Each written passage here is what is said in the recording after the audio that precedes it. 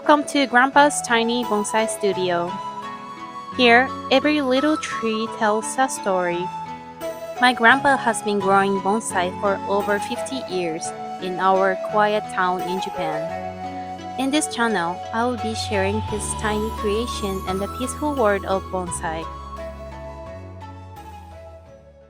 In this video, I would like to talk about how to repot bonsai and show you some of Grandpa's bonsai collection. First, I will show you how my grandpa repots a bonsai step by step. Repotting is an important process to keep bonsai healthy and beautiful. Okay, so let's look at the tools we need. 2 types of wire, thick and thin. A root rake, scissors, pliers, a new pot, and bonsai soil. Tweezers or small scissors might be handy too. For bonsai soil, the dark brown one on the left is for planting pines. The whitish one is for broadleaf trees. The difference between these two is their firmness. Pines do better in well-draining, firm soil that resists compaction, while broadleaf trees thrive in lighter soil with high water retention. Since we are repotting a pine this time, we'll use the darker soil on the left. Bonsai require repotting about every 2 years. This keeps the soil fresh and prevents root congestion. If not repotted, the bonsai may stop growing or become unhealthy. Now, let's start repotting the bonsai. The first step is choosing a new pot. This time, we'll repot this bonsai. Grandpa has been nurturing it for 10 to 15 years. It should have been repotted much earlier, but I think Grandpa forgot about it. The pot must match the tree size and complement the bonsai. Grandpa searches through his collection of pots to find the perfect one. Blue doesn't match. Too big. Too small. Grandpa tries pots while matching them to the bonsai.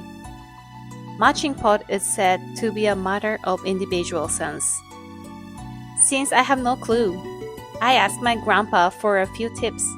For pines, he said to choose brown or black pots. For bonsai growing straight and tall, use shallow pots.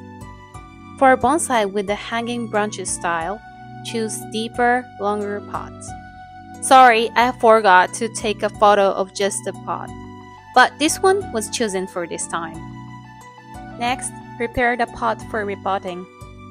Before repotting the bonsai, get the pot ready like this.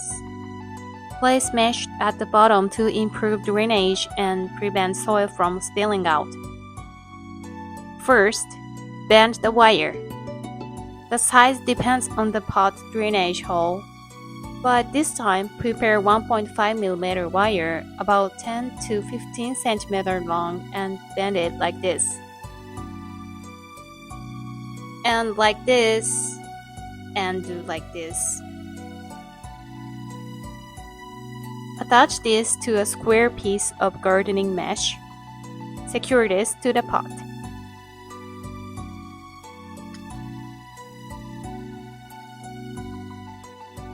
Next, make the wire for securing the bonsai. Cut the 1.5 mm wire into 3 cm lengths. Then wrap a longer piece of 0.8 mm to 1 mm wire around it. Insert this from the back, placing the wire inside the pot. Later, we'll use this wire to firmly secure the tree. Step 3 is trim the root. Carefully remove the bonsai from its old pot. Gently tap the roots to shake off the soil. Although my grandpa doesn't use one here, a root rake can be used to untangle roots and remove old soil. To keep the bonsai compact and healthy, trim any roots that have grown excessively long. Next, we finally plant the bonsai. Place the bonsai in the new pot and check the height. Then add bonsai soil, adjusting the height as needed. Adjust it so the base of the trunk is visible even when the pot is viewed straight on. Grandpa placed the tree in the pot multiple times, making height adjustments. Now, we're almost done with repotting the bonsai. Step 5 is to secure it with wire. Next, use the wire you brought out from inside the pot in step 2 to secure the bonsai to the pot. These steps stabilize the tree, especially during strong winds or heavy rain.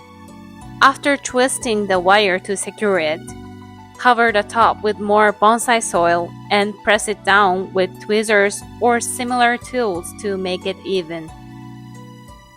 Trim any excess wire from the twist. Then run it along the trunk to complete the look. This is the finished form.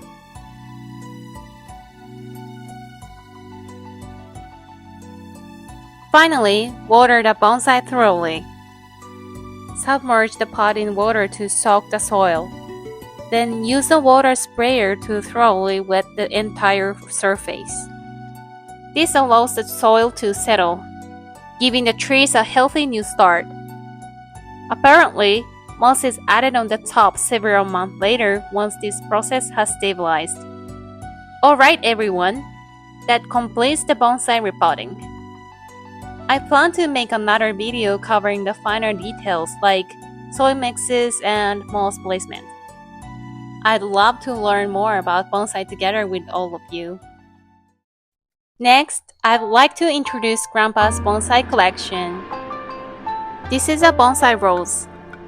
Roses are loved worldwide, and in bonsai form, they bring elegance and charm to a small pot. This bonsai had a bit too much moss growing on it. Here, Grandpa trimmed the moss, using small scissors to cut it short. Then, he trimmed away parts that had died due to the heat. Next, he used tweezer to remove moss from the side of the rose base. Grandpa said the moss at the base isn't needed, so it should be pulled out. This is the rose after the moss was trimmed. After trimming, the bonsai looks refreshed, and the rose blossom appear even more beautiful. Next, let me introduce the Crape myrtle, also known as the Sarusuberi. It's famous for blooming vivid flowers in summer, sometimes flowering for 100 days straight. Hence the Japanese name using the kanji for 100 days red. This was Grandpa's favorite flower. Even before it bloomed, he'd keep saying, "It's so pretty, you should see it." Most crepe myrtle have brighter pink flowers, but Grandpa's had pale pink blossoms. I grew up to love Grandpa's crepe myrtle. Finally, this is a truly unique plant. It's a parasitic plant called Nambangiseru. In English, it seems to be called Aeginetia or forest ghost flower. This is the state before it blooms. I found it to be a strange and weird plant. However, once it blooms like this, it becomes quite adorable. It's a rare wild grass that sprouts from the soil like a small pipe. This plant absorbs nutrients and grows by feeding off other living plants. Here, it's parasitizing on kaya grass. This flower often parasitizes on Suzuki grass. Today, I showed you how to repot bonsai and introduce Grandpa's bonsai collection. I'd never seen repotting done before, so it was really educational for me too. There might still be part that looks tricky or things I don't fully understand yet, but I want to keep learning together with everyone. If you have any questions, please leave the comment. Thank you for watching Grandpa's Tiny Bonsai Studio. If you enjoyed this video, please give it a like, subscribe to the channel, and share it. I'll keep bringing you more bonsai tips and stories from Grandpa's little forest. See you next time!